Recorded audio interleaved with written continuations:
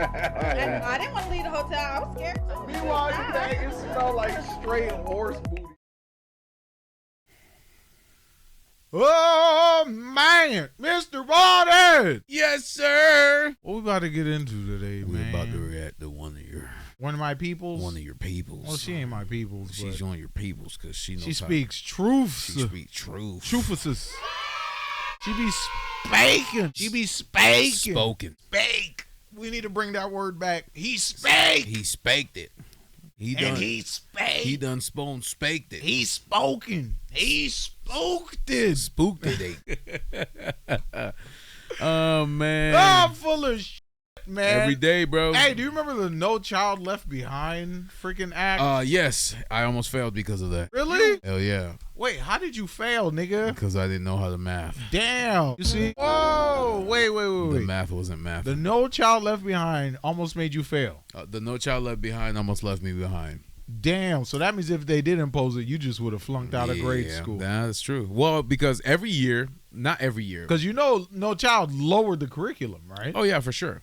But remember, because like you said, they didn't apply it to real world applications, it was kind of difficult. Everything was conceptual. Yeah, it was kind of difficult to understand the mathematical concept of what you can and can't do if you're not applying it to real world things. So it's like every time. Okay, give me a concept because you just kind of jumped into that. What do you mean? Like, give me an example of why the way they taught you in school didn't work in the real world. You just kind of jumped into it. Well, because I would say this.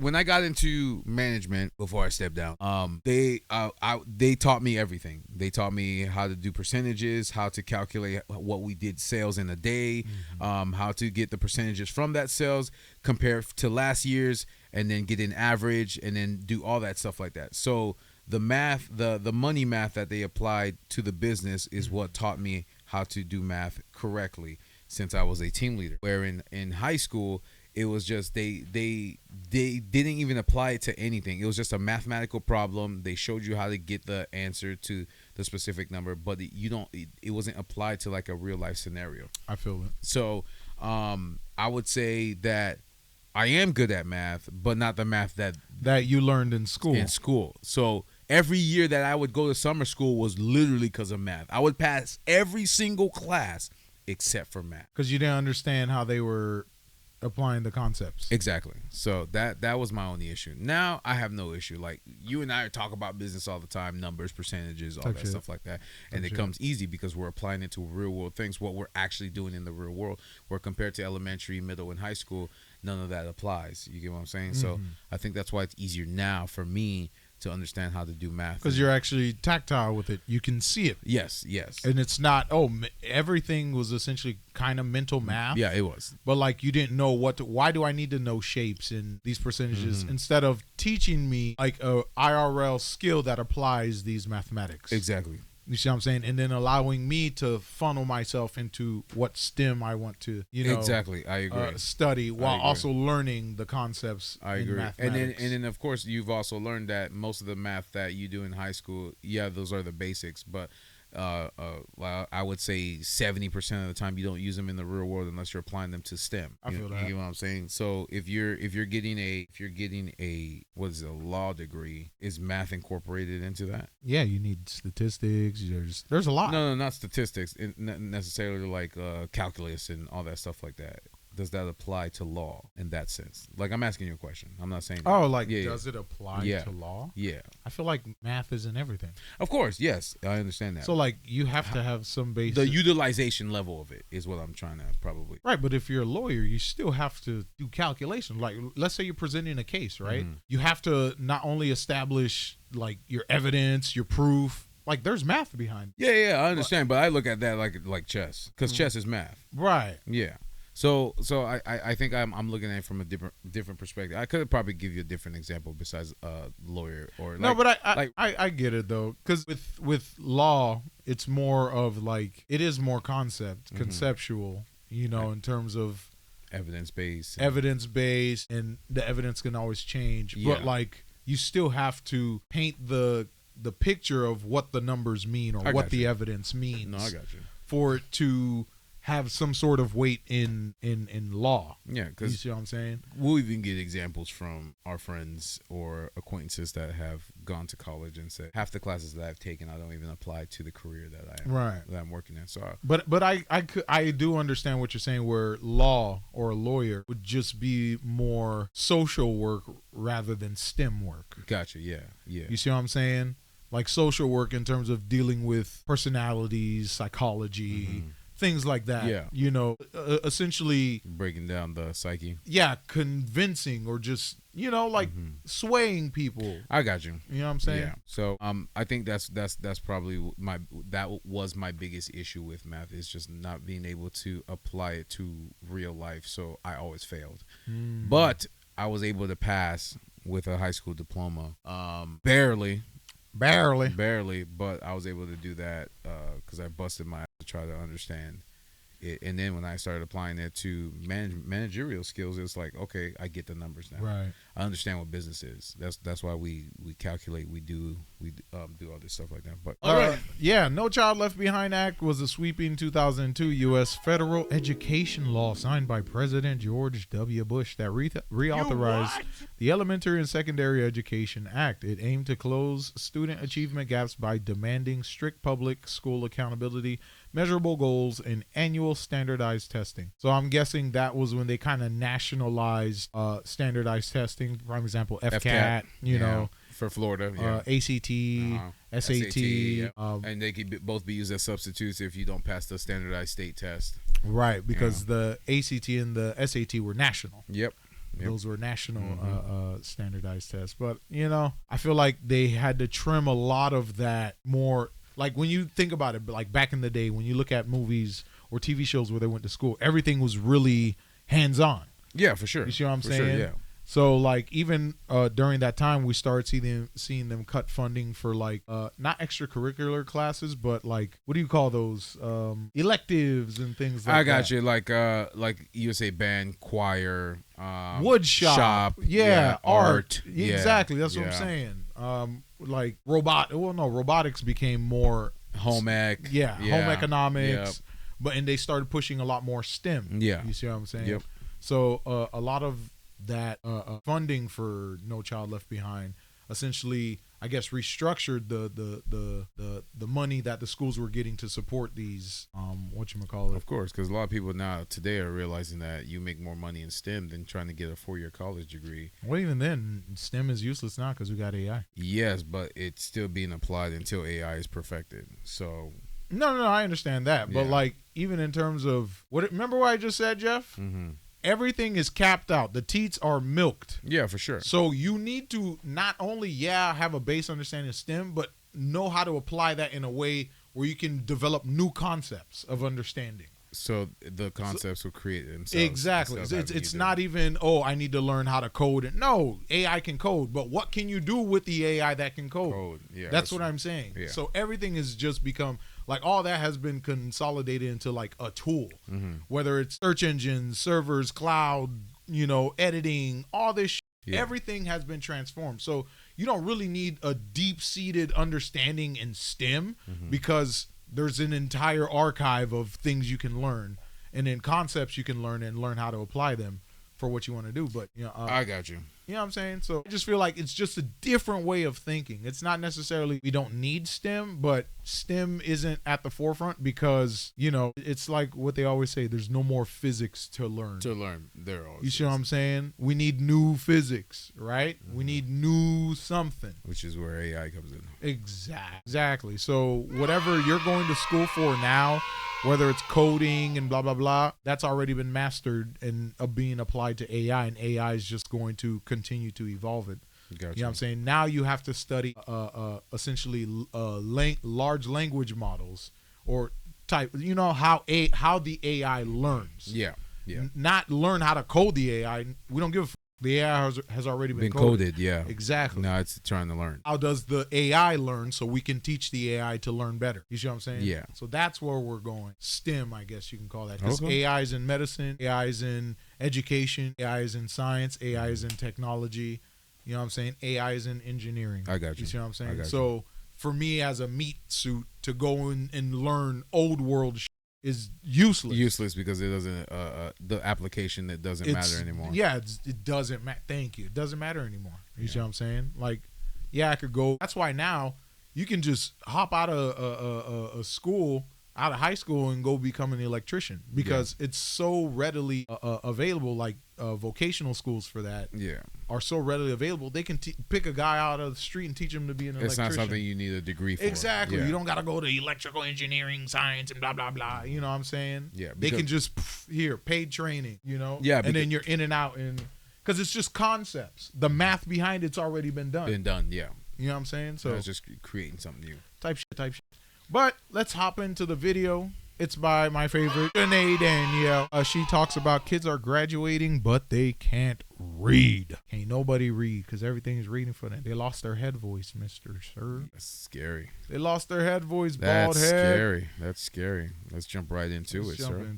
There is a crisis happening in the classrooms, and the teachers on the front lines are the ones sounding the alarms. So yesterday I came to the realization my students can't read. I teach 7th grade. They are still performing on the 4th grade level. When I tell you that these babies cannot read, they cannot write, and they cannot comprehend, I'm not being funny. You know the thing kids go to school to do, like learn the fundamental skills used to go through everyday life? Yeah, that's not clicking anymore. Vast majority of students that I teach in my class do not know how to read, write, comprehend, critical think. They just cannot. And okay, it's easy to chop it up to the pandemic, maybe them damn phones, maybe the kids who never learned the basics were the first ones to multiply. Everyone's always saying, oh, the kids are lost. Like What does she mean by that? The kids who didn't learn the basics were the first ones. I could take this one way where it's like stupid niggas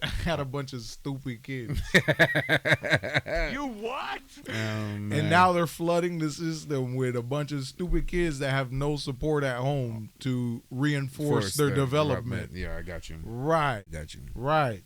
Because it's like dumb parents produce dumb offspring. And then now you're putting all the responsibility of them educating your offspring in the school. And if they don't get it right, you're too stupid to understand that it's your fault. And you see what I'm saying? Yeah. I don't know. Dumb people. Spooky shit. That's crazy work. Spooky shit. Continue. The kids don't know how to read. They don't know how to write. They're so disrespectful. They have no social skills. They're just iPad kids times 1,000. Like, it's so bad. It's so awful. Yeah, because the hot Cheeto girls became parents first.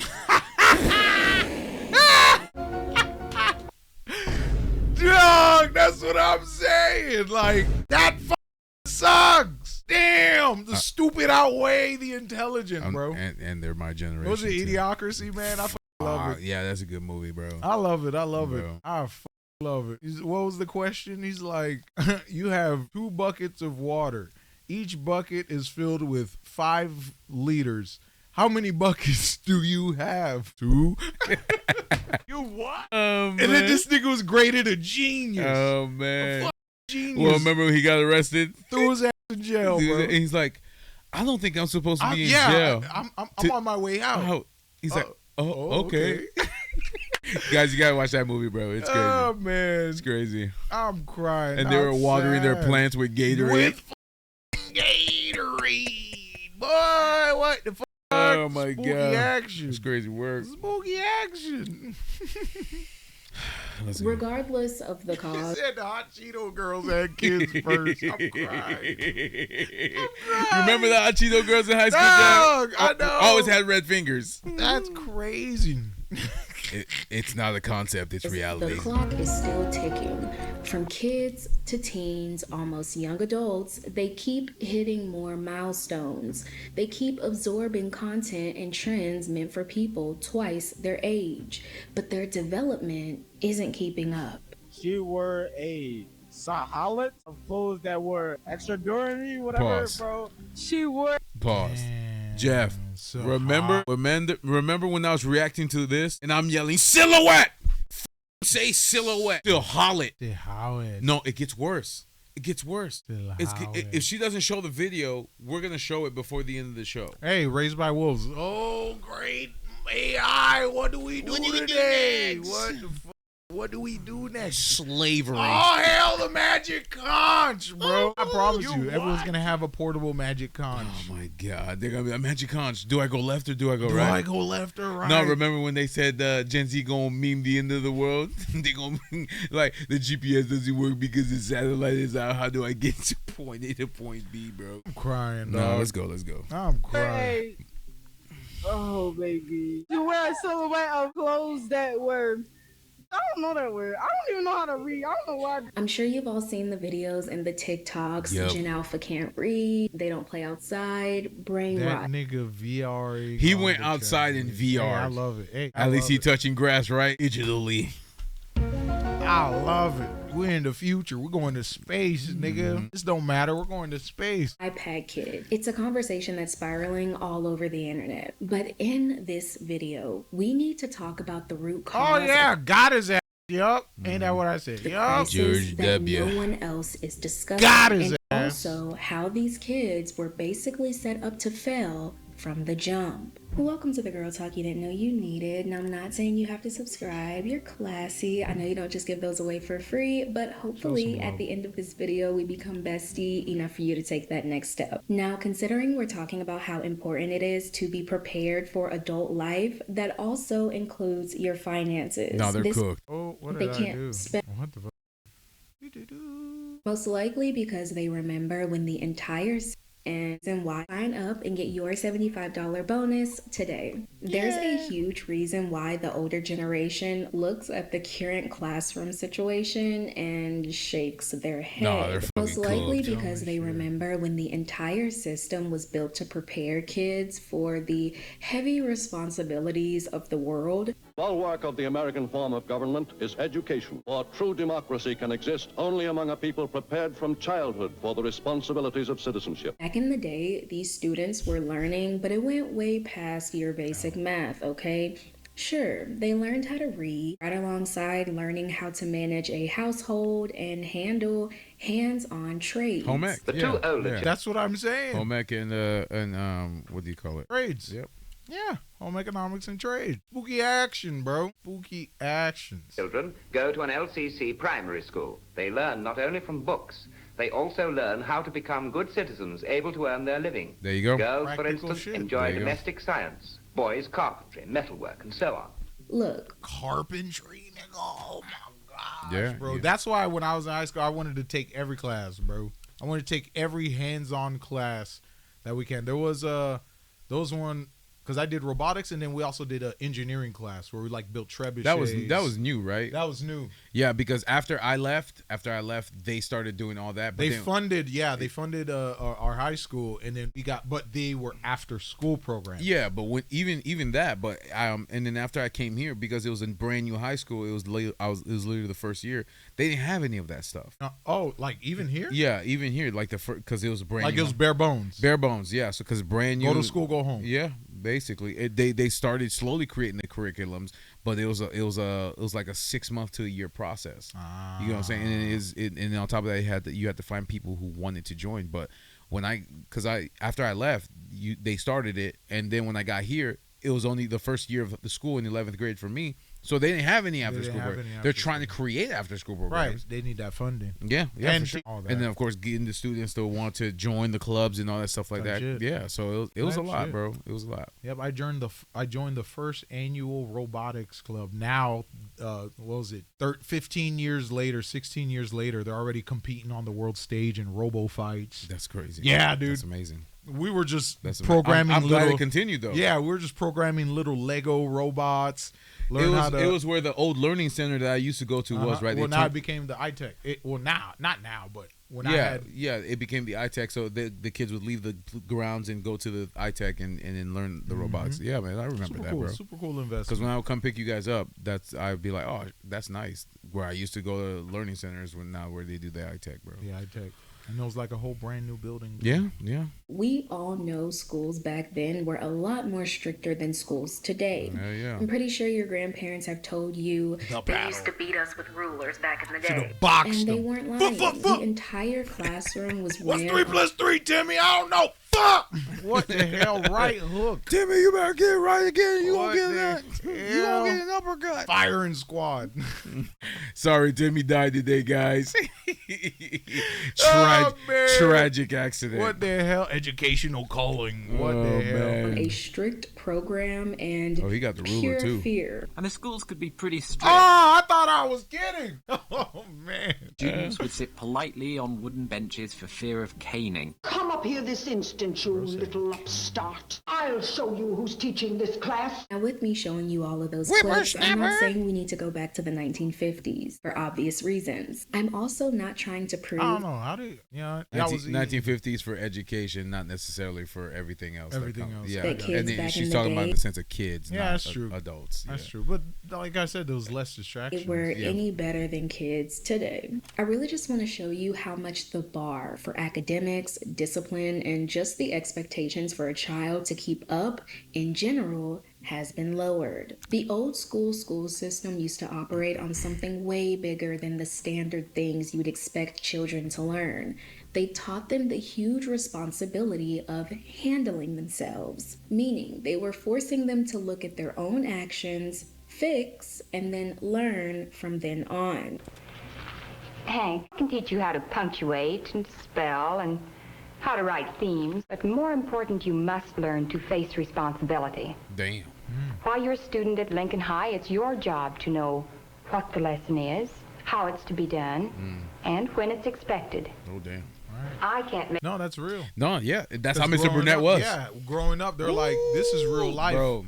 Well, once you leave here, there's no excuse. Oh, this happened, I couldn't, blah, blah, blah. It was no excuses. But remember, when we were having this conversation, I don't know if it was online or not, but remember I was telling you about my 5th grade teacher, Mr. Burnett. He was the first guy teacher I've ever had. Shouts out. And I shout out to Mr. Burnett. But he literally said the exact same thing she said. He said, you're not kids anymore. I'm preparing you for real life. We're not going to be playing these kid games. We're not going to be throwing parties. We're not going to be doing these birthday things like they did from kindergarten to 4th grade. He's a 5th grade teacher. Then again, he was Army too. He's like, I'm not like any other teachers. We're here to do work. I'm here to prepare you for real life. And then he was strict. Besides, again, the only difference between what he did and what they did back in the day is he didn't hit us. He would just get in the corner. That was your punishment. Or you're gonna stand in a circle at recess instead of actually doing. Oh, the spot, yeah. You're gonna stand on the spot because even lunch detention was like a reward. It was because you were sitting in the air conditioner, in the AC, the spot, especially in Florida. What the hell? You cooking? Get your ass fried. That humid heat for 45 you minutes just cooking. of recess. You gonna stand on the stand spot. on and watch all the kids play. That was the punishment. You cooking in the hot sun. Amazing. But that's what I like. That's what I like. Like he literally prepared us for middle school, and when we got to middle school, we were ready. Right. Because everything that he taught us was completely different compared to what they're doing now with the 6th graders in elementary. Oh, where they moved 6th grade down to the elementary school? And it was just, and then they just kept 7th and 8th because the kids exploded, so they didn't have enough room for. And now you got 6th graders doing macaroni art and hand paintings. You what? And I'm like, nigga, what? I was doing calc, bro. Yeah, macaroni, bro. Calc, advanced environmental science. No, macaroni. Like what with the chicken hell? strips? With the chicken strips. Oh man, I'm crying. Crazy work. Yeah, no, I'm but crying. that's why I respected Mr. Burnett as my teacher, because even during field day, he'd be like, all these other. Remember what I said? All these other classes would have their own tie-dye t-shirts and stuff like that. He's like, nah, just bring in the white shirt. We're not doing any of that kid stuff. Like, he was literally preparing us for adulthood. He's like, I'm not gonna baby you guys. You guys are in 5th grade. I'm gonna treat you like adults. You're 10, 11, or 11 and going on 12. Right. No, Get ready. This is what real life is. And I never forgot that lesson. Never forgot. 10 years old, bro. Never forgot that lesson, bro. I was an adult before I was an adult. Spooky. I was mature. I don't know. I was too self-aware. They kicked me out. Like, get out of here, you freak. You're ruining the curriculum. You're ruining the right, because after they established the standard, that's when they had to start doing gifted shit. Yeah. They're like, I don't know, he gets it, but it's not to the standard in which we're trying to teach it. Gift is an ancient language. A lot of people don't know what that is. It means you got the tism. Yeah. It means you got the tism. You're outside the spectrum. You see reality differently. I don't know about that. Nigga, I ain't Optimus Prime, dog. What the fuck? I ain't Doctor Strange. Transform. I'm just a special nigga. Now I'm kidding. You what? Yeah, crazy word. Oh, man. Crazy word. Spooky action. Let's keep going. Make you responsible. That you have to do for yourself. That's all, Hank. Thank you. Like that teacher Hank got said, she yelled can at. teach her kids how to read, write, and punctuate. But the real magic had to do with them building the habits, the discipline, and the focus that allowed them to even succeed academically in the first place. But when we go to the library, we are very quiet because we know it's the room where we read to ourselves. And you know, we have found The library did have a noise level. It did. It was like a stoplight. If it was red, you were too loud. Too loud, If yeah. it was yellow, you're picking up the volume too much. Yeah. And then it stayed green as long as the library. Even when they did the reading time, because remember when I don't know if you remember when we were in kindergarten, when they would bring us to the library and then they would sit us down and the teacher would read to all of us in the library. Right. And then they would tell the upperclassmen, like first, second, third graders, to be quiet while they were running through, and they're trying to be all cool because they're like, that's true. I'm older. Yeah, I know. Ancient memory unlocked. That's true. I'm unlocking memories. That's how you know I'm from the before time began. What the fuck? There was the cube. Bro, I hate you. I'm telling no, man. It's no, it was real. Yeah, it was real, bro. I liked it. It was real. It's different. Now it's just like everything's digital. Yeah. Bluetooth. No more books. No more books. Bring your tablet. You take a tablet home. I don't know, man. That's how come if and the problem is, and I also had that conversation with you the other day. I was like, I need to start reading out loud again, not because I don't know the words, but because I'm losing my articulation, my pronunciation, my enunciation. Because you're saying it in your head the whole time. Right, because I'm reading in my head and I'm not training my tongue to formulate the words. I'm not training the muscles. You know what I'm saying? Yeah. Anything. So like when I start speaking, it starts sounding guttural, like mush mouth. You know, so even and then when they would do reading comprehension tests, yes, can you read the word, but can you pronounce the word that you're reading? So yeah, you could read the word and understand it in your head, but if you're not saying it, you're never going to hear how it sounds. Because like you say it to hear how it sounds. Yeah, no, I got you. You see what I'm saying? Yeah. So like, prime example, how I always have this debate with everyone who comes across me. I'll be like, hey, have you ever tried almond milk? And they're like, you what? You mean almond? I'm like, no, almond. Almond. Do you say Alabama? Do you say alligator or alligator? Exactly. Crazy, right? How many L's does alligator have? Oh, dude. Okay, but you say, don't. Yeah, you don't say alligator. You say alla. So why with almond you say when we say almond you say almond? It's almond, goddamn. It's almond. It's almond. You don't say California. You don't say California. You say Cali. Cali is almond. We're gonna use the proper terms. If you're gonna say almond, you're gonna say alligator. Alligator. What? Yeah. Yeah. Now you remove one L. That's how it works. Oh, man. You guys are gonna hate me.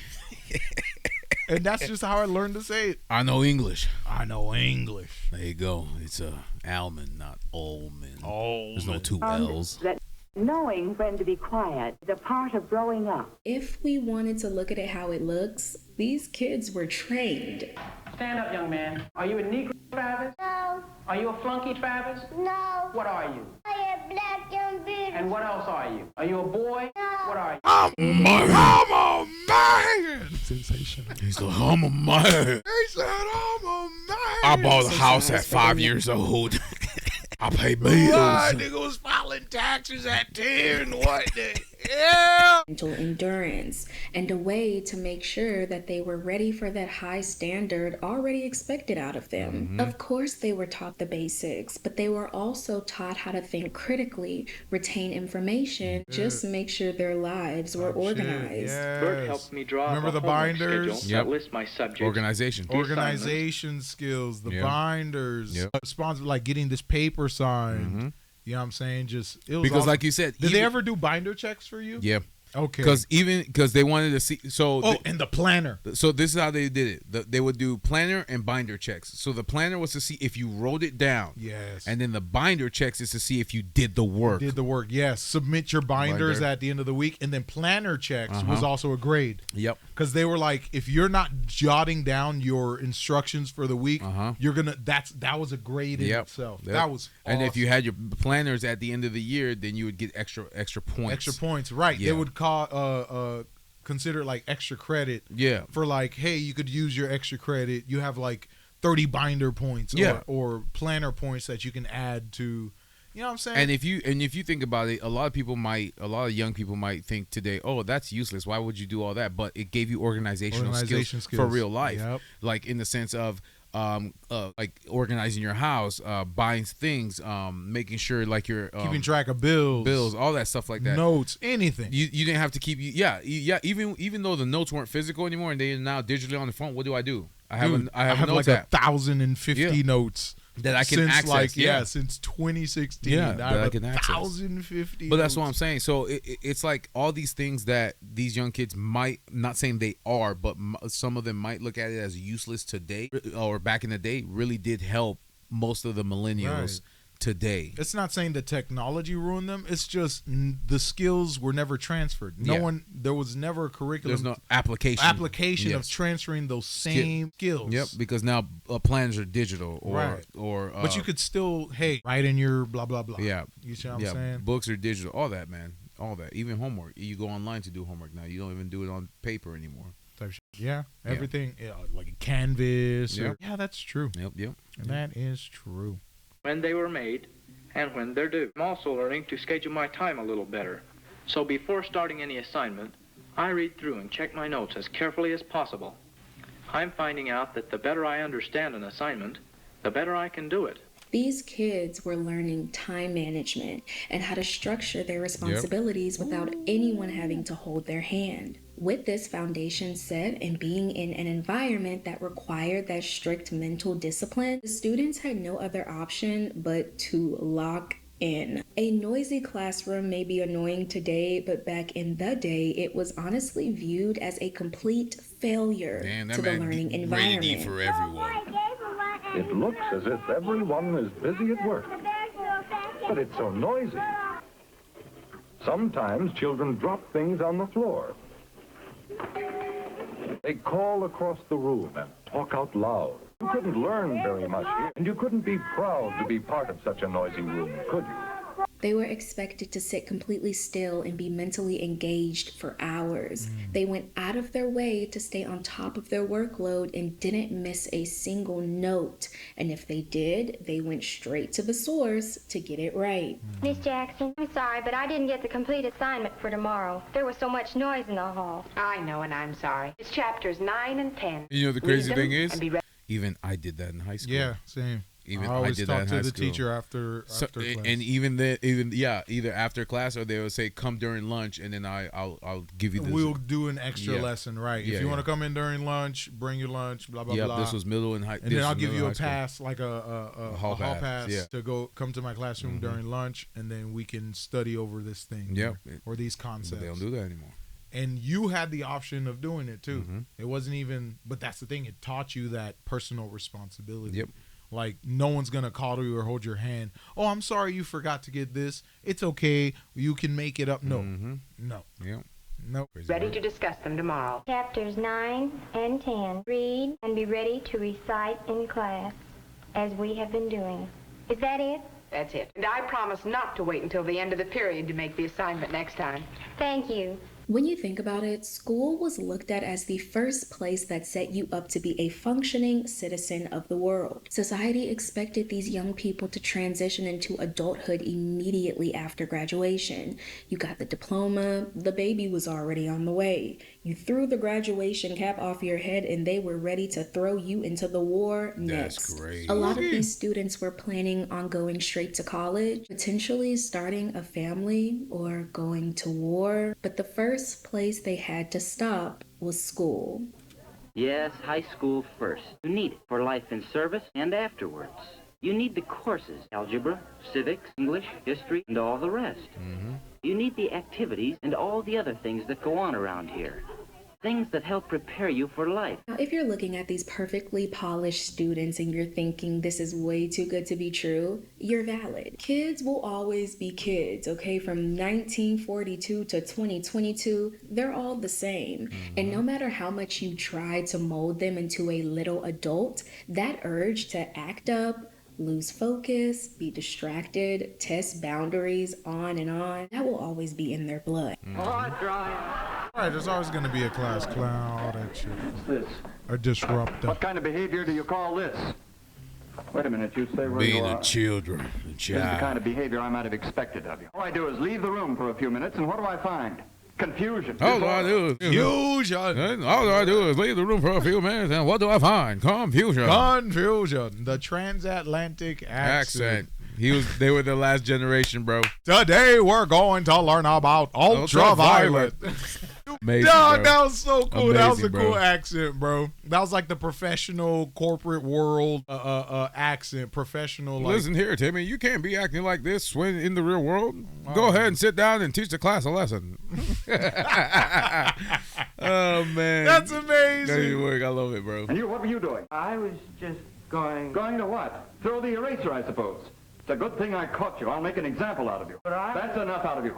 Leave this room and report to the principal's office immediately. Oh, you're cooked. Schools already understood that children will naturally be children, but they also believed that natural children impulses weren't an excuse for bad behavior or poor performance. And even the students knew the expectations and the rules clearly, but staying focused obviously didn't come as natural to all. No, because that's 8 In hours class, for of example. class. Right. Yeah, It's draining. You're sitting Brain down drain. for 8 hours learning. Right. Especially once you get to like secondary, middle school, high school. Yeah. There's not that energy release. Well, I think Recess that's all why that. they added the whole recess thing, the component to it. I feel that. After elementary or whenever they did, because sitting down so much. Well, I think even during lunch we had like longer lunches. Yeah, just or to just give like you- you had the courtyard. You could go to the gym, play basketball, play talk to your basketball, friends talk or your girlfriends, all that stuff like that. Type Yeah, shit. Like the school was an open area, Social during, area, yeah. during that lunch block, which was like what 2-3 hours. yeah, and it was in- like a 2-3 hour. And if it lunch block. rains, that's even better because it's like you just go in the classroom, chill. A teacher will put on. You go to the Bill Nye, the gym, science right, guy, right, type auditorium, anything like that, bro. Yeah, no, I feel got you. that. Hell yeah. I know the rules. One is that to get the most out of a subject, you must follow the classwork. But I've gotten into the habit of letting my mind wander to other things. Hey. Either way, the students couldn't His let those loins are distractions tingling. start affecting them academically because that's when the pressure that not a lot of modern kids today have to worry about, might I add, starts kicking in. If you couldn't stay on track, couldn't keep up, or care to, you Chat could be GPT left it. behind. Yeah, they just GPT that. You what? Yeah. Chat GPT Spooky. it. Scroll on TikTok all day and then Chat GPT it. That's why when you be hearing like a lot of these TikTok, anything like these rants, Yeah. advocates, Yeah. where it just sounds like word soup. Yeah. Or like there's redundancies. There's just so much. They're just saying word garbage. Word salad. Yeah, and they don't even know what the words mean. They're just saying it because it sounds good, and someone they look up to use It the makes fucking them word. feel good. Yeah, make me feel So all it's like, tingly. and that's what I've noticed too. It's like they don't. It's like I've heard anecdotal from every college student that I've had conversations with, or every high school student that's recently graduated. Oh yeah, I just Chat GPT'd my entire homework, and that's how I passed my class. That's what I'm saying. Spooky. It's just that easy. Spooky. Now you get a degree to be a therapist or whatever, and you You're just, cooked. Give it to the robots. No. You what? And then go to the garage. No, give us space jobs. Listen to my problems and then go to the garage. Give us space jobs, bro. What the hell? Mind, literally. Most of you have no foundation at all. Now, the trouble's with your attitude. You don't pay enough attention in class. You don't do enough work outside of it. You don't know what the word study means. You haven't the slightest idea. Don't you realize that mathematics is an important subject? I tell you right now that unless you get over your lazy habits and come up to the standards I've set for this class, many of you will have the pleasure of repeating this course next semester. Damn. Oh yeah, and they used to hold back, bro. They used to, bro. What was it? What grade was I in? Timmy, weren't you supposed to graduate 3 years ago? Bro, dude was like a 14-year-old 6th grader. I was like, dog, if y'all get this grown ass man out this classroom, bro. Like, what the fuck is this? Oh, What man. the hell is this? That's a crazy word. Nah, that shit was That crazy. nigga needs to be in 9th grade. Nigga was ready to try for freshman football. I was like, nigga, Stuck. he's stuck in the 6th grade. Spooky. Crazy. Having to repeat a course or repeat a grade, that was the ultimate consequence, the ultimate punishment, and something that filled a lot of kids with embarrassment. But I want to note this, okay? There is nothing wrong with letting a child know, hey, you don't understand this, so let's slow down and get you caught up. But were the teachers and that strict standards back in the day letting these kids down that easily? No. So instead of keeping that high bar and pushing students to reach it, the system would eventually decide it was much easier to just lower the bar altogether.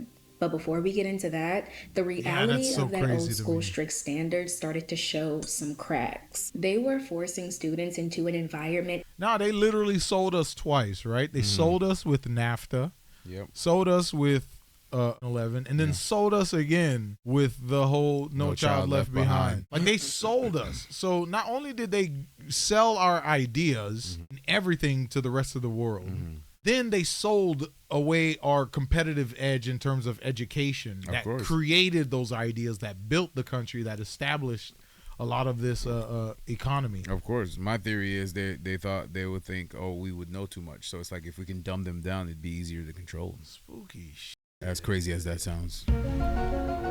We got sold, bro. They sold the future. Yep. They're like, if they get too smart, they're gonna take all our money. Exactly. Spooky So action. let's dumb them down Let's so they dumb don't them know, down. so they don't know how to do anything by themselves. Let's feed them goy slop. Yep.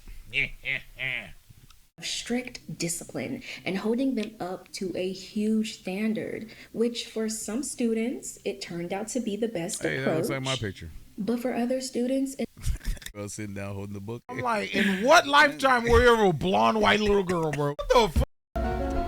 What the hell?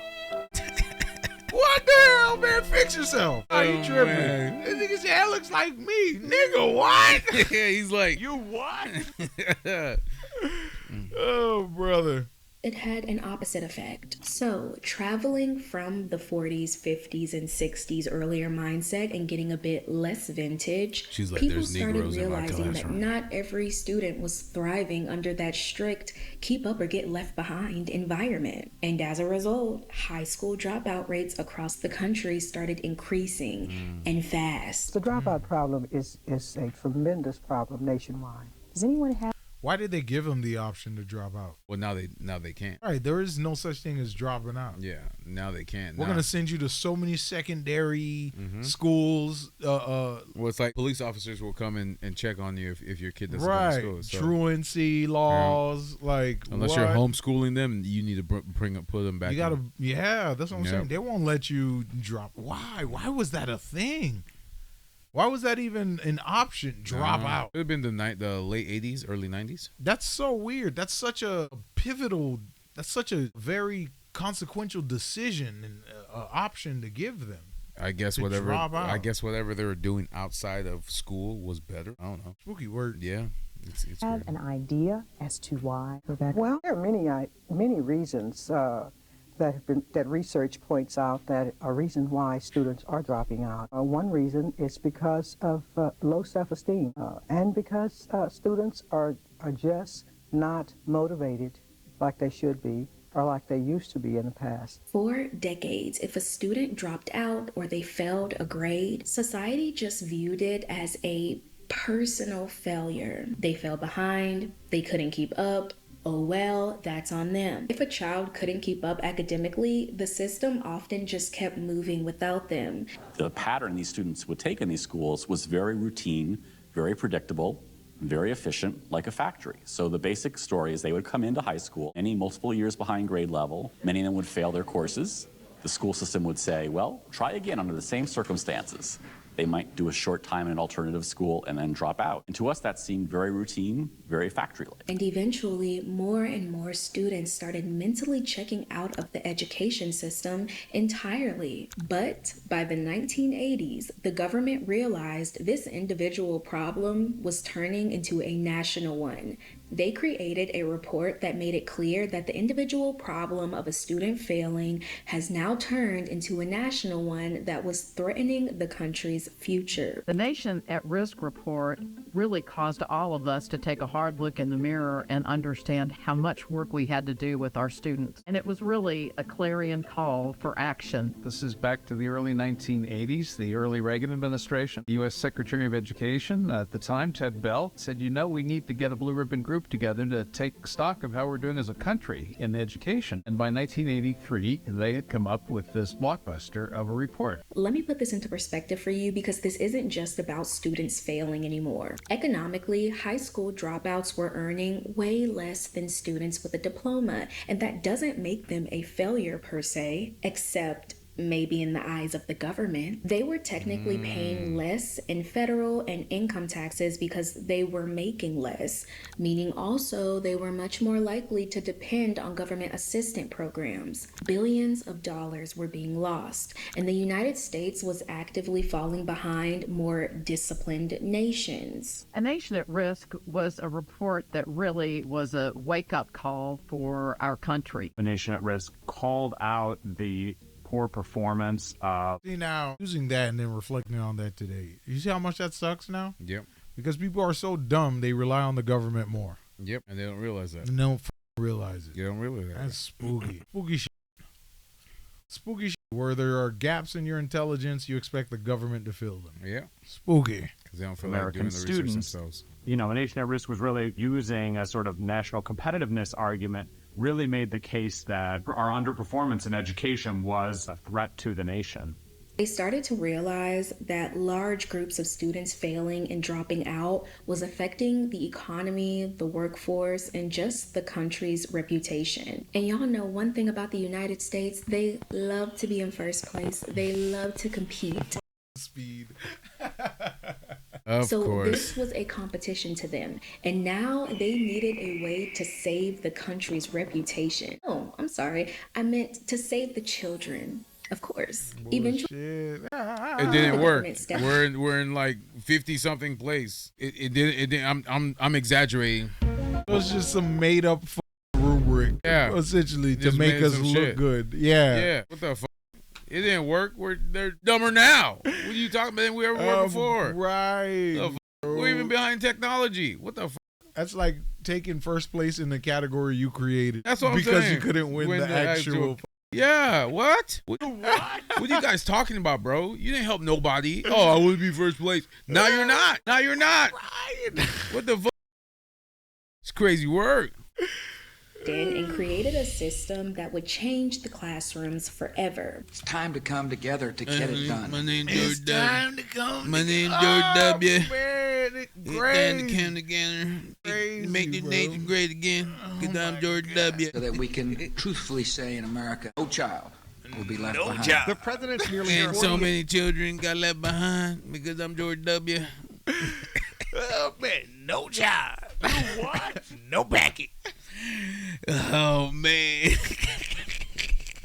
Waffles. No, sir. Jelly. Jelly. What the Oh, man. $8 Crazy billion word. education plan includes testing children annually to more closely monitor reading and math skills, rewarding schools where grades improve, and punishing failing schools by cutting federal money to districts that don't show progress. Bam. There you go. You understand? Yep. You understand? Yep. It's like this slippery slope. It's like if students fail, you lose funding. So how can you get them to succeed when you lost money? Fake the test scores. Crazy.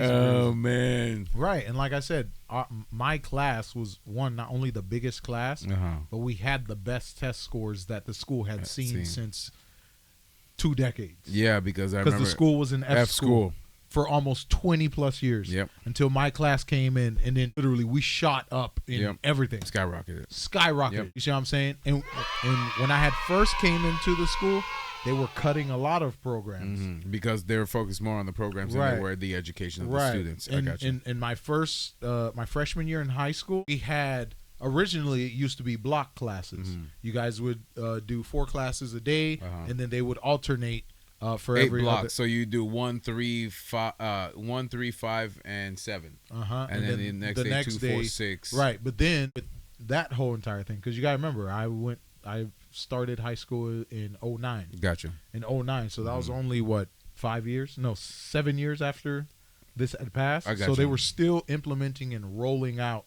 new initiatives for the No Child Left Behind. I got you. So when I had went, they cut out all the extracurricular shit, expanded the buildings, expanded the freshman hall, and essentially instead of having block classes, we had 8 periods. And school started at 6:30 a.m. to 3:45 p.m. Yeah, I remember that. We were in class for so long because they needed you guys to pass. Right, and because we had the biggest influx. You got the curriculum back. Yeah, we got the curriculum back.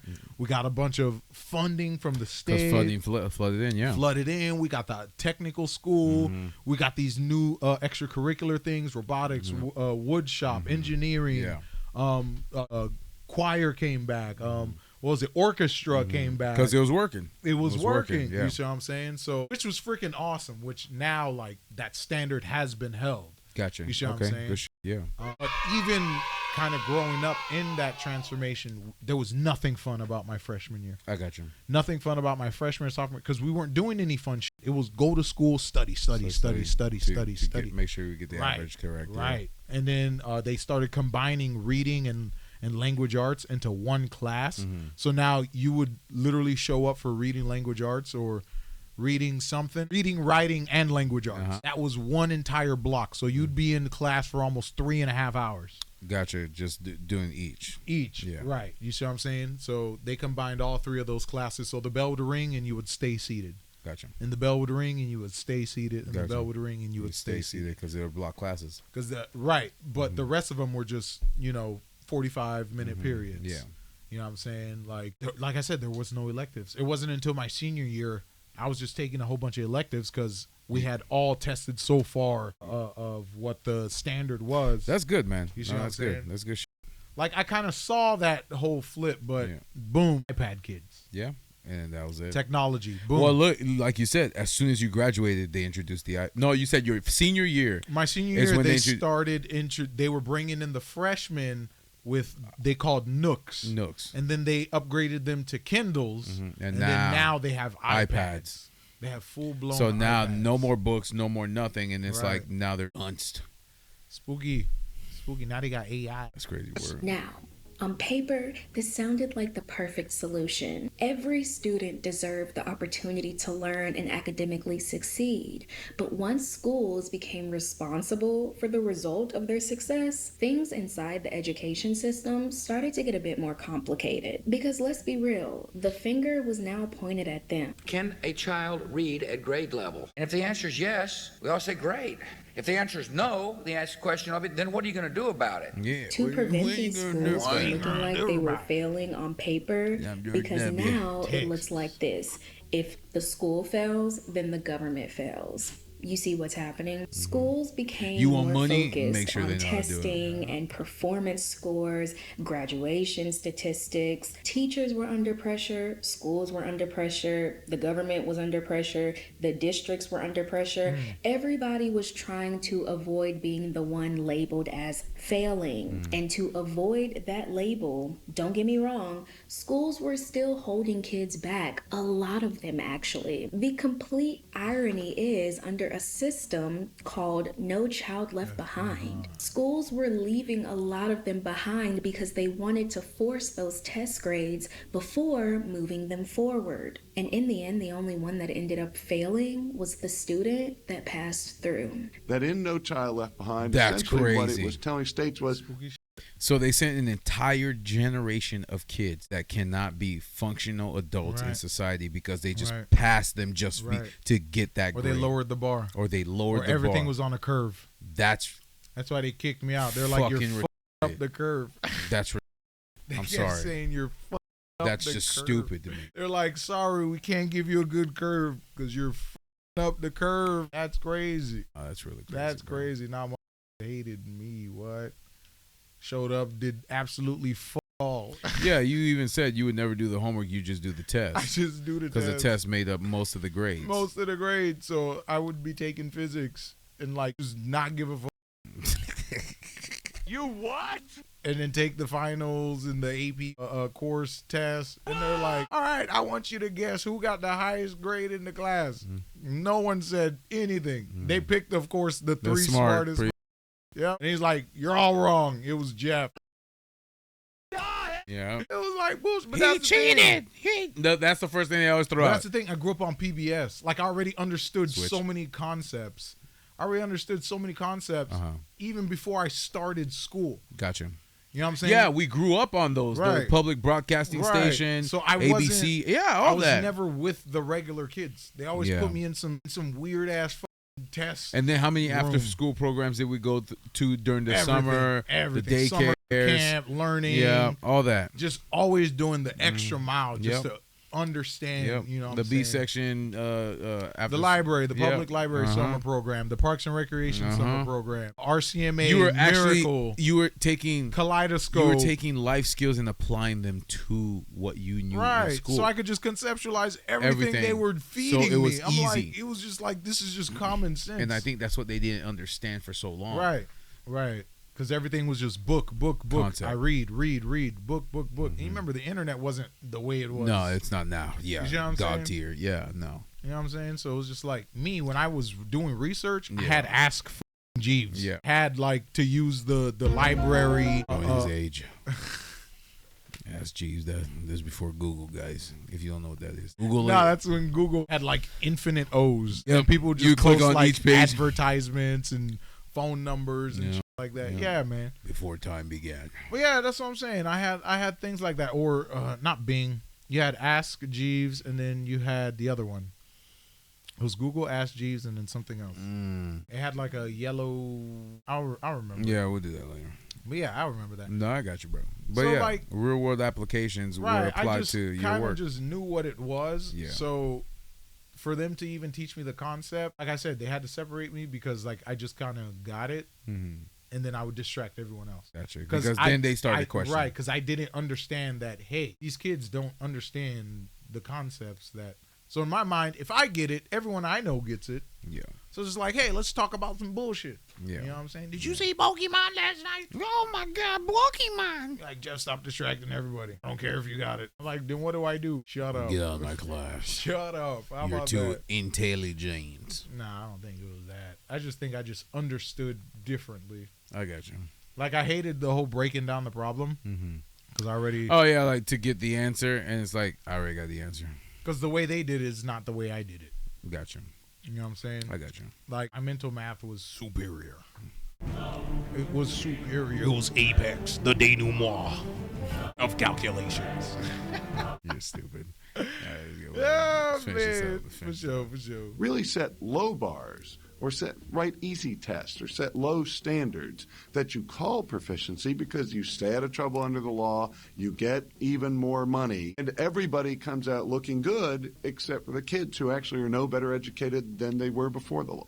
Now, at this point, a lot of you may be thinking, this is the problem, okay? The kids aren't being left behind. The kids aren't being held back. Because in theory, if a child isn't absorbing anything within their grade level, just let them try it again. Easy, right? Problem solved. Not really. On one hand, it's boosting the child's academic growth, yes. But on the other hand, it can completely stunt that child's social growth. And schools eventually realized this. Holyoke has some of the highest rates of children who have to repeat the school year in Massachusetts. About 25% of children are held back. They are much more likely to drop out. They are much more likely to experience behavioral difficulties. They are much more likely to have low self-esteem. So what are the schools going to do now? They couldn't hold them back. They couldn't let them fail. If you can't push the kids to meet the standards, then pushed the standards down to meet the kids. Schools were looking for a way to make learning easier for the kids, and that was right around the time when technology was starting to take over the world. Now we're seeing a digital shift where things like typing on a keyboard. Yeah, the vanishing art of cursive. There you go. Yeah. See, remember I was gonna bring it up. So I was gonna bring it up. So from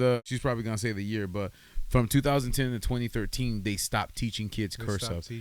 And videos have been popping up online of them not even being able to read pizza, zebra, or what is it, fiber? Yeah, it's like they're like, what is that? A B? Is that even English? Is that even it? It's hieroglyphs, nigga. It's and it said right here, the average grade kids learn cursive is 3rd grade, around 8 or 9 years old. However, depending on the school district or state, instructions may begin as early as 2nd grade. Right. So the average, like I said, I learned cursive in 3rd grade. We had an entire cursive book. Yep. And then in 4th and 5th is when you keep practicing it. Like even in some. Well, they would even assign assignments in cursive. Yeah, or sometimes on the FCAT they'll say you need to write a 5-paragraph essay in cursive. In cursive. Yeah, boy. And they looked at technique, grammar. Yep. You know what I'm saying? Yep. Sentence, all that shit. All that shit. So it's like when kids are telling me, "Oh yeah, I can't write or read cursive," it's crazy to me.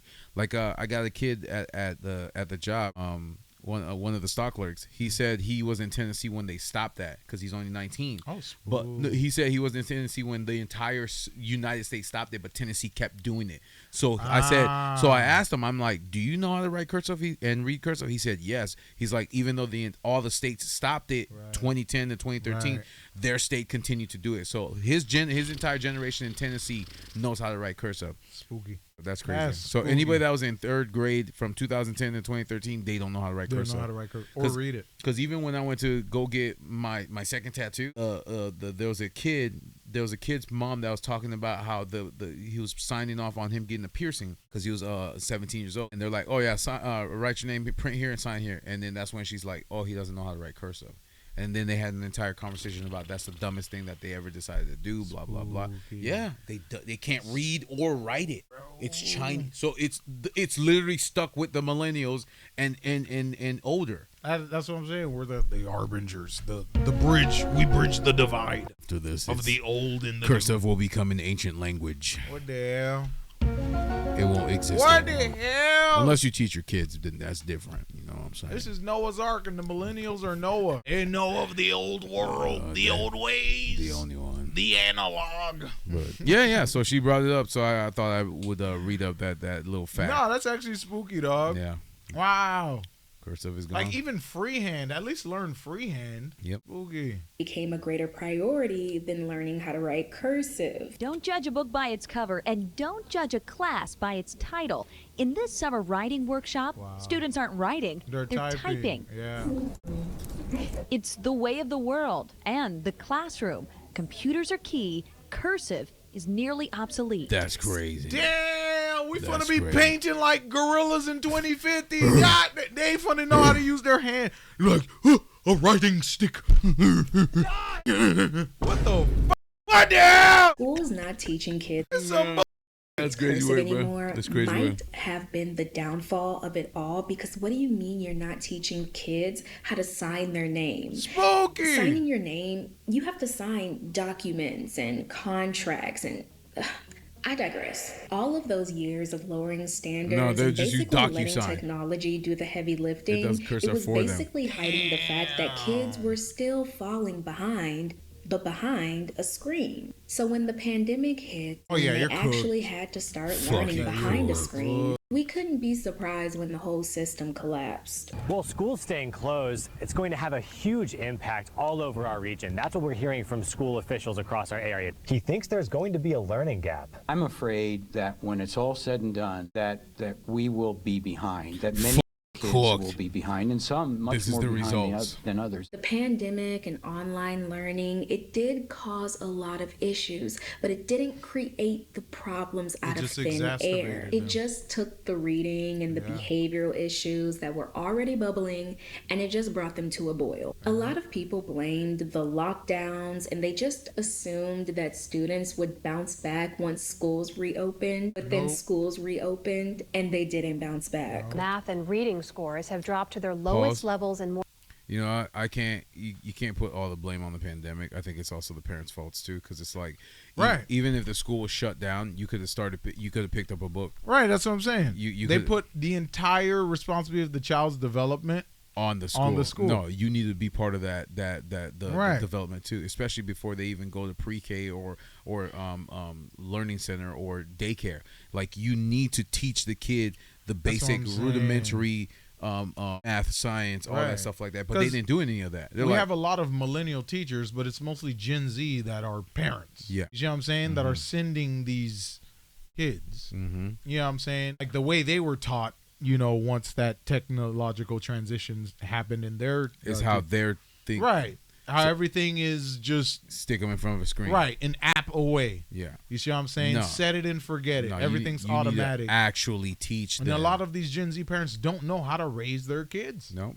They don't know how to reinforce the education their kids are learning. They're not on top of their kids to do their homework, or even to understand the concept of the homework their kids are doing, so they can reinforce it. It's just, I want to be your best friend. Spooky shit.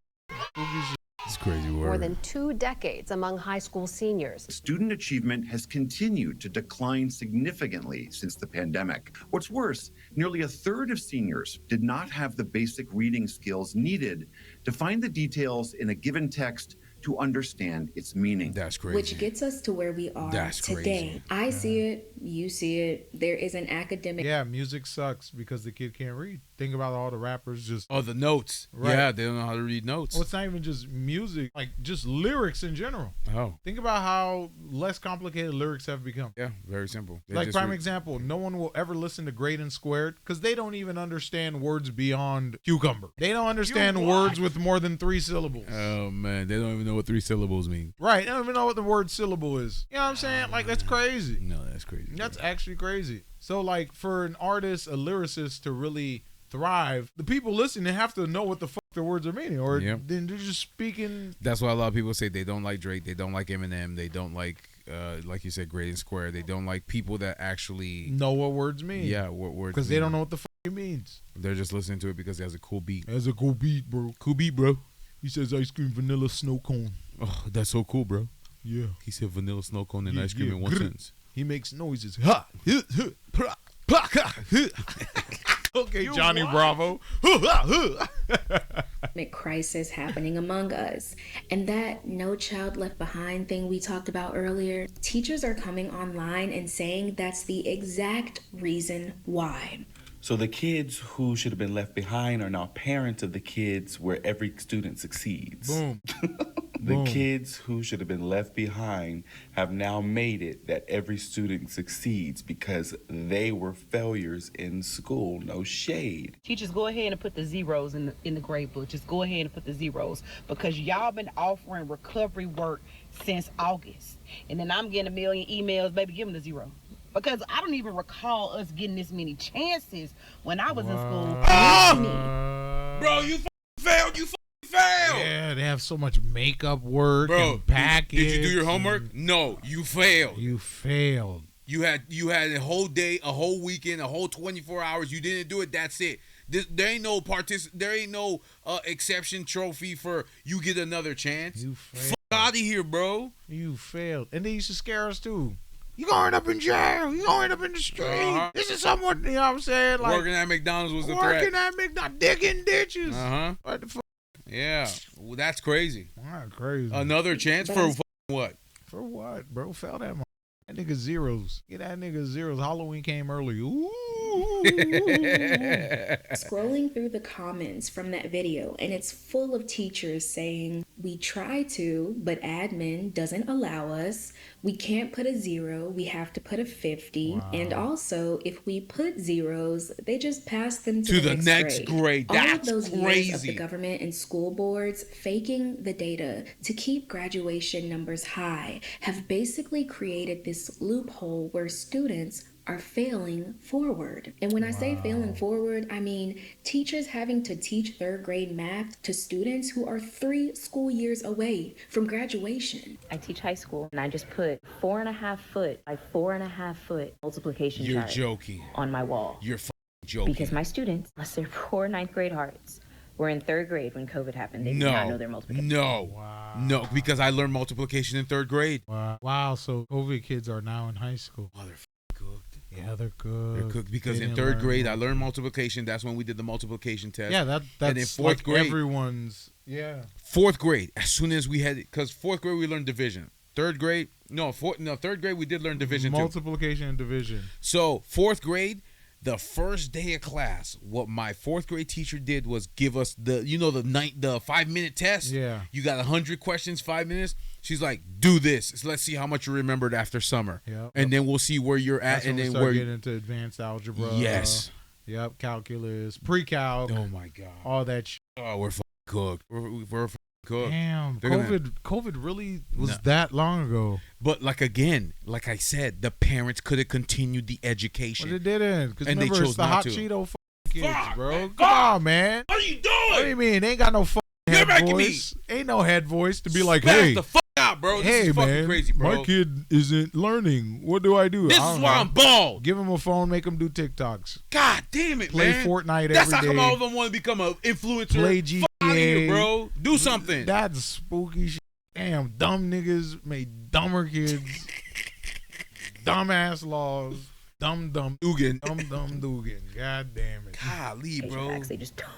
So instead of shaming them, we just put the Nah, child on I'd the wall. shame We them. just put it on. Nah, I'm ashamed. Fuck yeah, I'm gonna shame you. And If I meet you out in the real world And then I'm gonna talk to your. and you don't know how to count money, I'm gonna shame you.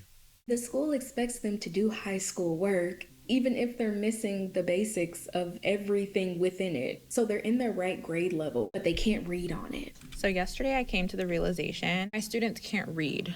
That is a tragic truth. They're not going to read because they don't understand what they're reading. They don't want to struggle, and I get that, but at the same time, they're not going to get better either. So That's insane. it's like a catch-22. And they can't catch up because they can't read the material, but they can't learn the material until they catch up. It's a doozy. And some of the students, yes, they do know how to read. They try their best. They just can't comprehend anything else after that. The colonel asked the choir to accommodate the governor's schedule. What does that mean? He's asking the choir to accommodate to the governor's schedule, right? Yeah, in your own words. Colonel is asking the choir to accommodate to it. In your own words. I don't know, bro. The colonel asked the choir to accommodate the governor's schedule. What does that mean? He asked the choir to accommodate. I don't know. So they can read, but they don't understand what it means. They don't know what words mean. Why do I think every time I see someone going on a TikTok tirade, whether it's gender wars, whether it's video games, whether it's blah, blah, blah, they just say a whole bunch of because it sounds nice, but they truly don't understand what the fuck they're Word saying. salad. Yeah, when they throw out the basic words Just that big you hear, words on the internet. but have no idea what they mean, what actions they mean, Oh, that's the frustrating. context, anything. That's how come you asked me the other day, because you asked me the other day to read what was on the screen about the science thing, and then you're like, do you understand what? Do you understand what that means? Yeah, I Do you know what you understand. just read? Yeah, like you were smiling because I'm like, yes, I understand what I just read. Yeah, right. Reading comprehension, like concepts, like just anything. Like the way actions, you remember Schoolhouse Rock? Yeah, yes. You know what? They need to redo that shit. It's on Disney. Yeah, y'all need to redo But they're it. avoiding all the old shit. Now who gives a fuck? Bring back the Schoolhouse Rock, bro. Bring back Nah, Rock, nigga, you should have chose a dog. different video because I'm losing more follicles and I'm already Nah, bald. bro. You see- Bring back Schoolhouse Rock. We got to do it again. Hit the reset button. Eject. That Eject. mental endurance from the past is not being taught anymore, because how are they able to learn the information but they can't put pen to paper? It's like they're being trained to learn the information, Retain it. pass the test, and then great, they did it. But then they don't even understand what they just did. I don't know what's going on. I don't know what's going on. I don't know why children are not able to retain information anymore. Like, we just spent 3-4 weeks practicing, rehearsing, going over the lessons, doing worksheets, doing whiteboard work, small group, whole group, repeat it again. And then we come to the test, and I got kids looking at me like, I don't know what to do. Yo, we just spent all this time, and you retained nothing?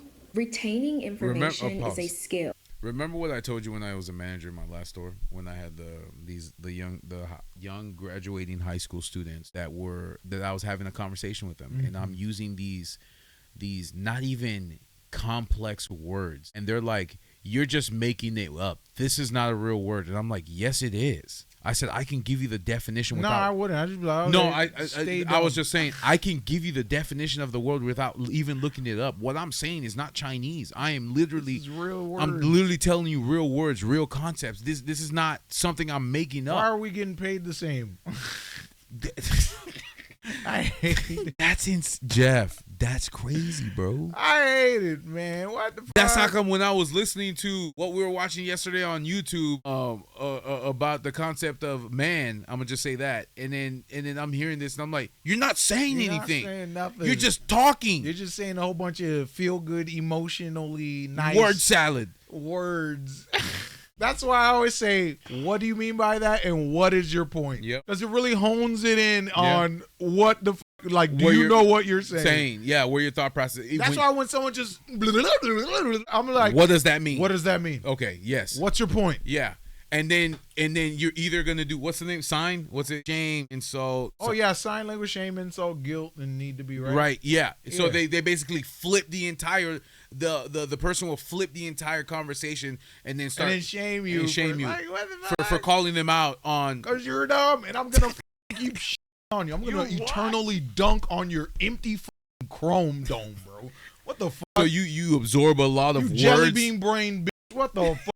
You absorb a lot of words and you don't even understand what they mean. You're just saying it. Yeah, it's just because words you heard reverberating in your empty cranial cavity, bro. What the shit? That's crazy. I'll be like, let me see. I'm gonna shit on you if you're stupid. I'm so sorry. If you're just dumb, I don't have time. Remember, time is my most valuable asset. That should have been your mom, your dad, or your teacher or something. Somewhere along the line, one of them failed you and then you failed yourself. Yep. That's spooky. I ain't coddling shit. Yeah, right? I ain't coddling nothing. It's a lost skill now, and it takes a lot of focus and discipline. But now, kids don't really have to do that at all. The whole day is mapped out step by step with iPads and apps telling you exactly what to do, what to click, where to look next. Platforms like Canvas and Google Classroom basically handle the tracking for them. It lays out every single task in an easy-to-follow list, no critical thinking necessary. So instead of thinking through a problem, it becomes a habit to just sit back and wait for the next command. Kids do not know how to take tests. They ask me so many questions whenever they take a test. And they're not like, can you read this to me? It is, I don't get what it's asking me. Can you help me with this? We have been so used to helping kids that they don't know how to do it on their own. And that is a problem. We are raising an entire generation to be spoon-fed what to do next. You know what I'm going to do? You know what I'm going to do when I have a kid, Jeff? I'm going to read the dictionary every single day. Every single day. What the fuck? We learn a new word. Yep, every single day. We're gonna read about 10 pages of. You're gonna use it. Yep. I need you to use. All right, we're gonna read 5 words, and then you're gonna use it in a sentence, and then you're gonna give me the definition, and then use it in a sentence. That's spooky action. That's spooky action, right? They're just that's crazy. Waiting to be fed. Boy slop. Mm-hmm. What the fuck? Yep. All they know how to do is be spoon fed. Yep. And then just regurgitate, just brain rot. Regurgitate the words they hear without understanding what it means. Just brain, just because it makes me feel good. Mass confusion. What the fuck? No, this is crazy. It's spooky action. Can't even blame the children because we're literally living in an automated world where a device retains all of our information for us. Right. This is what I believe to be the root issue. It started in the earlier days with the rise of the internet, school boards just wanting to be fresh and hip and up to date. Yeah. So we had classes dedicated to teaching us how to use computers. At least I did. And y'all, I was so stressed trying to make sure that my keyboard speed time was up because my teacher was like, you need to learn how to type on a keyboard. You need to learn. Like, I didn't understand at the time why computers were so important. I mean, of course, now they remember how I literally just explained to you. They gave us Chromebooks. 7th grade. We started taking all of our tests on them. 7th grade, I had a computer typing class where we had to learn like how to type. Gotcha. You know what I'm saying? Like we had to learn typing. Yeah, so did we. But then again, keyboards were always a thing, though. Like that was even when we were kids. Typewriters, a keyboard in the OG days, like that was a skill you still needed. Yeah, to so learn. it's that wasn't anything new for us. It was just now because all our work was on paper. On paper, right? Yeah, the only thing that we used the computer for was to learn concepts. What was a quarter? Not that little hamster thing that wore the overalls. It was the computer thing, and then the Bear-Stained Bears. Oh, Little Critter. Little Critter. Yeah, I remember Critter. in first grade we did the computer. They taught thing. you concepts. Yeah, right. how to clean up your room. Right. Where ABCs, all that stuff like that. Right. You would have to complete the whole thing, and then you put in the next disc. Right. Yes, guys, discs. Floppy disk, Floppy not just disk. a regular disk. It was a floppy. 5 disk. megabytes. Nigga, that was a lot of memory. Bro, a PS2 memory card was 2. But that's what I'm saying. So we did all that, but those were computer programs that would help teach us how to do things outside of the curriculum. Everything else was paper. We learned ABCs on paper. We learned 1, 2, 3 on paper. We learned all that. I just think it's getting ready for them to live in a simulated reality. That's what it's getting ready for, and they're gonna try to take all of the millennials out because absolutely, yeah. We know the old. We know what it was before. No, we are the key to Earth's survival. I am Jeff. Oh man. Right, and that's the thing that sucks because we have all this information, but no one knows what any of it means. Yeah. That's spooky. That's why it's scary. That's why it's scary for people. That's why I'm like, when why I have don't conversations. You just Google that. Well, shit? it's not even that. You remember they can Google it, but they still don't know what it means or how to use it in a sentence. But what I'm saying is, that's how come every time I have conversations with certain people and I say big words to them, which is a normal word for me, they're like, "You just made that up. You're not saying anything." That would piss me off. I'm like, "What the fuck are you talking about, bro?" I just wouldn't even engage with that anymore, bro. That would just piss me off. I already lost all the hair follicles, bro. It's over. Go become a monk. Hell yeah. What the hell? I'll shave my beard too. That's crazy. That's tough. Bro. It's brain draining. That's tough. I'm trying to teach these. Like, I'm not saying youngins. I can't talk to stupid people, but if something like that is shocking to you, if your first response is I made that word up, fuck you. Yep. You. Yep. Like, absolutely. Yep. Like, what the hell? I just made that up. Like, out of everything you could have thought of, you could have said, I don't know what that means. Uh-huh. You explain, no, you made that up. Yep. Wow. Like, I just casted a spell. Yeah. Fuck off. Yeah. Fuck off. I don't got time for that. Everything education included. I'll run circles around you and scam you 80 times over. I can't wait to scam all these stupid people. You what? I'm going to scam the shit out of y'all, bro. Oh, man. Because y'all don't even, what? That's crazy. Y'all don't even know what the word Ponzi means. That's crazy, man. bro. No, it is crazy. Ponzi, pyramid. That's why all of them get caught up in pyramid shit. Yep, pyramid schemes. They always getting caught up in pyramid shit. Always Ponzi getting schemes. scammed all the fucking time, bro. All the fucking time. Because y'all don't understand the concept of it. Yep. You can read the word, but you don't even know what it means. You can't even give me real world examples. Yep. None of that. There's actually corporate businesses that are pyramid schemes. You know what I'm saying? But they've made money off of stupid people. Yep. And if they keep you stupid, they can make more They money. can make more money. Yeah. You know what I'm saying? In hopes of getting you to, bring more stupid people. Tough. And if you figure it out, blacklisted. Kick them out. Yep. You're teaching them too much. They're questioning too much. They're questioning too much. Yeah. Kick them out. Screen. Chromebooks. The Chromebooks ruined education. The iPad in every classroom ruined education. The fact that we have to put every single thing and make every single lesson technology ruined education. Not only do they have screen time all the time at home and at restaurants and in the car and whenever they're with their people, they also always have a screen at school. Now I have to fight the fact that they always have a Chromebook at their fingertips. So what's happening now are the screens that they handed us to learn better on are getting way too advanced. And I don't think anyone was prepared for AI to step in and start automating the actual thinking. I think we've reached a point with AI where we can confidently say this is not a tool that is revolutionizing learning. This is a nightmare that is destroying learning. 100% of times when I see students use it, it is so they do not have to think. I'm talking about putting an essay prompt into ChatGPT, not even reading the essay prompt. Nope. Copying and pasting the results into a doc and submitting. They don't even know what they wrote. They don't even know what they wrote, bro. That's Crazy, bro.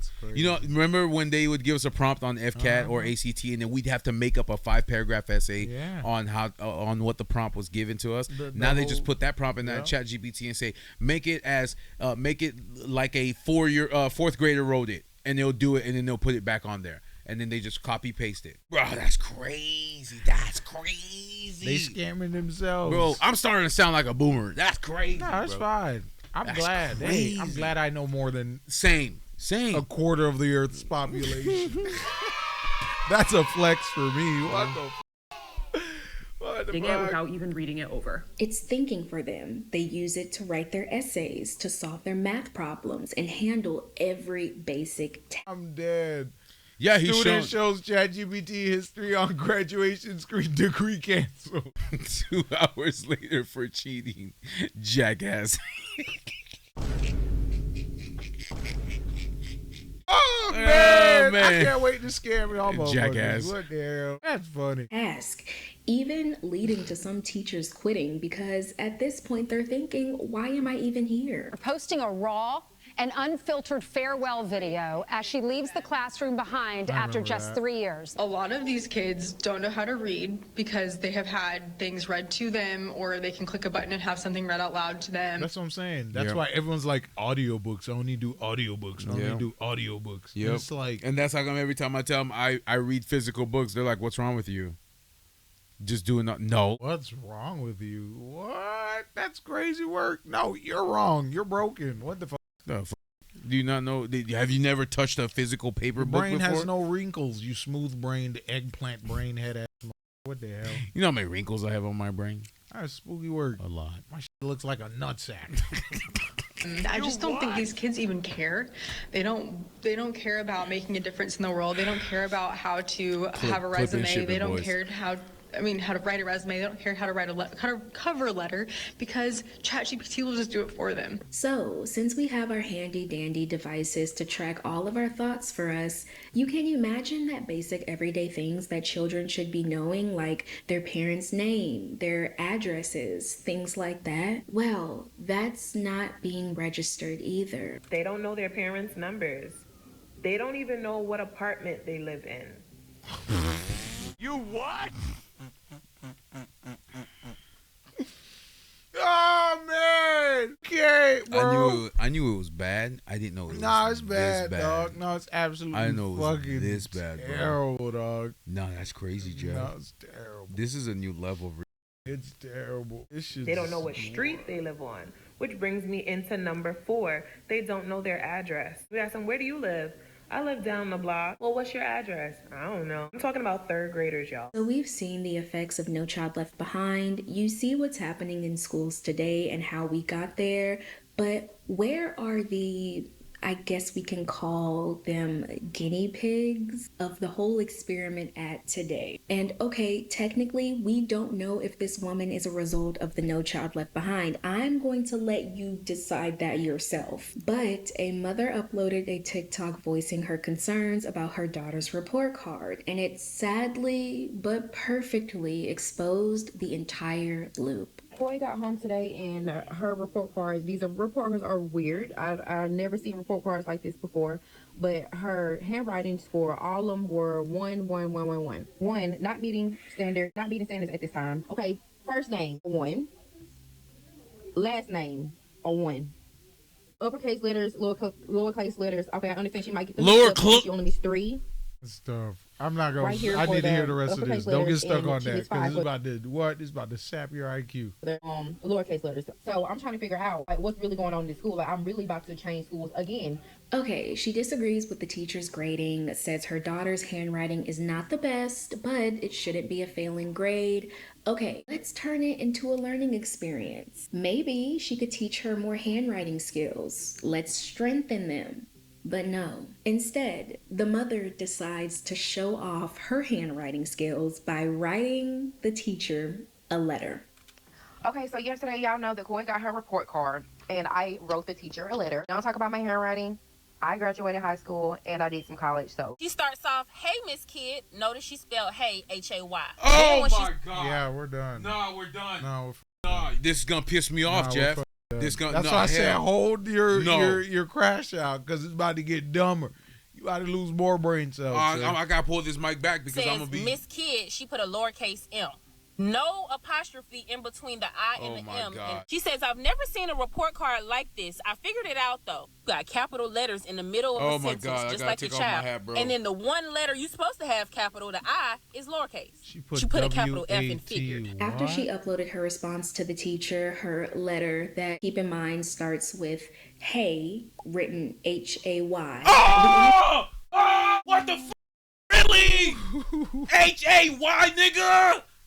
Nah, man, this ain't real. Damn. This gonna be worse than the God of War crash out, nigga. Oh! What the You see this? There's no more hair. You guys are stressing me the out. No, bro, this ain't real life. This ain't real life. She said I graduated high school in some college. Damn. This is a sick Negro. This is a sick Negro. That's spooky. Some college. Some college. No, I'm hardcore judgy. The internet had a field day. People that should have been left behind are creating kids that are not going to be unfortunately left behind. Oh my this is God, the letter Jesus that the parent wrote to the teacher. Oh, Jesus Christ. I'm pretty sure you can guess what the issue was. Your daughter's kindergarten teacher is not picking on your daughter. She's saving her from generational illiteracy. Stupidity! To write her name because the mother's illiterate. The letter is filled with grammar mistakes, right? It looks like she's using more so text language, which is not how you write a formal letter. Everyone in the comments is like, okay, now we see. And on top of that, the comments read, this stopped being funny once I saw the letter. And this explains a lot. And this letter is definitely giving no child left behind. Now, of course, with all the backlash, she had to come online. She had to let all of us know that she is not dumb. She just had a moment. Okay. That's the dumbest thing I've ever heard. Letter using pencil, misspelling words like what, and every I How do you f up being what? In lowercase. Yeah, that's crazy. How do you f up what? Bro. How do you f up what? What? And she said, what? What are they selling? Chocolates! They're selling chocolates, Mom! What chocolate? I always hated it! What the fuck? Nah, this is spooky. Was enough to make a lot of people dismiss her. This isn't anything new. A lot of parents put on rose-colored glasses when they look at anything. It's never their fault. This is from It's never their fault. Made my life very, very difficult all year. One of the emails was, my child had soccer practice until 8 p.m. and was too tired to complete the homework. Please excuse them from this assignment. No. Get it? People are tired. Not a problem. No. How about you ask for another day? Yeah. How about you say my child will do it over the weekend? I'm okay with an extension as long as they get the practice. But no, they just didn't want to do it. No. Teachers literally cannot hold students accountable when the parents will find every excuse in the book because their child is too emotional and too tired. This is what happens when accountability is shoved under the rug. The government worried about their reputation, the schools worried about test scores, and parents refusing to accept the truth. And all of this trying to be covered up by handing them an iPad. And in the end, the students, the kids, are the ones left to fail. Our kids are less cognitively capable than we were at their age. Yep. Since we've been standardizing and measuring cognitive development since the late 1800s, every generation has outperformed their parents. And that's exactly what we want. We want sharper kids. Until Gen Z. Gen Z is the first generation in modern history to underperform us on basically every cognitive measure we have. From basic attention, to memory, to literacy, to numeracy, to executive functioning, to even general IQ. Niggas is literally just dumb. What the fuck? Even though they go to more school than we did. Yes. So why? What happened? What happened around 2010 that decoupled schooling from cognitive development? If you look at the data, once countries adopt digital technology widely in schools, performance goes down significantly. They have all the technology in the world to be the smartest people in the world. And they don't know how to use it. They're overexposed and underdeveloped. The reality is, yes, a lot of kids can't read, they can't write, they can't comprehend, they can't spell. Okay, you get it. But that doesn't technically mean that they failed the system. It honestly just shows that the system failed them. And Thank their you parents. for tuning into the Girl Talk You Didn't Know And You their Needed. parents. If you enjoyed this video, don't forget to like, subscribe, hype, Spooky. And their parents. It's not just the system, it's and their parents, because like I said, mom taught us a lot before we got to school. What? She taught us a lot. Mom taught us so much before we got to school. School just solidified it. That's it. It's not just the system, it's the parents. It's the parent. But remember, they're also No Child Left Behind people. Yes, welcome. They are now adults as well. We must share this society with As them. an embryo, I'm reading you dictionary lines every single day. You are listening to these in the womb. Here's the thing, these voting, they're everything. No, they're not even voting. Yeah, they are. Because every time you ask them, did they vote? No, I didn't vote. Bruh, most of them are voting, which is why we're in the situation we are in now. You need to understand. I need you to accept and that, they don't even sir. understand why they're voting. Right, because why do you think I say low neuron activation? Why do you think I say it's knuckle dragging monkey shit, bro? Every time I speak to these, that shit hurts my brain, bro. What the fuck? I'm gonna have to take my Keppra so I don't have seizures trying to process the levels of stupidity, bro. That shit's fucking tough. That shit's tough. But I digress Too. I lost more hair follicles. I won't hate you if you're open to learning and yeah, you know what I'm like saying? if you don't know something, you're like, oh, what does that mean? And then but if you try to shit on me for being smart, fuck you. I'm gonna run circles around you, and then I'm gonna scam. No, you're you, gonna bro. peel them without them knowing you're peeling. I'm gonna peel them. how stupid you are, bro, and then scam you, bro. I'm gonna make an example of how dumb you actually are. Let's see how dumb you really are. You remember Crashbox? Yep. On HBO Max. Me bones, bro. Me bones. Like I said, literally taught us concepts, everything, bro. Everything. Crashbox, bro. Yep. The Revolting Slob. What was it? Schoolhouse Rock. Schoolhouse Rock. I Spy. Like, dog, that's crazy. Spooky. Any final thoughts, bald head? I can't lose any more hair. I can't lose any more. Like I said, and that's why I continue to educate myself. I can continue to read. I continue to expand my knowledge, my vocabulary to learn. If I don't know something, I write it down. I research it. I learn it. I learn different ways to say it. How do you not just want to know what the you're saying, what you're reading? Because TikTok. Because Instagram Reels. Because I want to become an influencer. I want to be a goon brain slug, POF model, whatever. I don't care, man. Do something. Shit. That's why I'm bald. All right, Joe, y'all take it easy, man. Guys, thank you again for joining us in another Triple T's. Please subscribe, like, subscribe, share. We're gonna be putting out clips. Absolutely. Shouts out Janae Danyiel. Yeah, put Spazzing the out Great videos. video. Yeah, great video again. Go follow her page. We'll put her description in the box down below. But you guys have a good night. Peace. I didn't want to leave the hotel. I was scared too. Meanwhile, you think it smelled like straight horse booty. I juggle my chesticles for It's called Until You're Famous. Everyone should go stream it. It's great. It's a collab project. Yeah, right. So imagine you go in the warehouse and you're like, I crash out. Please chat. Let me know if this is an experience you've had. Chris is one of the flyest dudes I know. Okay. Selenite is the only crystal that does not have to be cleared or cleansed. Return to Monkey. But I have evolved. I am Professor Monkey. And I started out doing boot camps. If you're using AI to create new things that you could never do, like what Jeff said, that you... Yeah, they're like, we don't want to see no man titties. You unsubscribe. They're gonna be like, ah, man!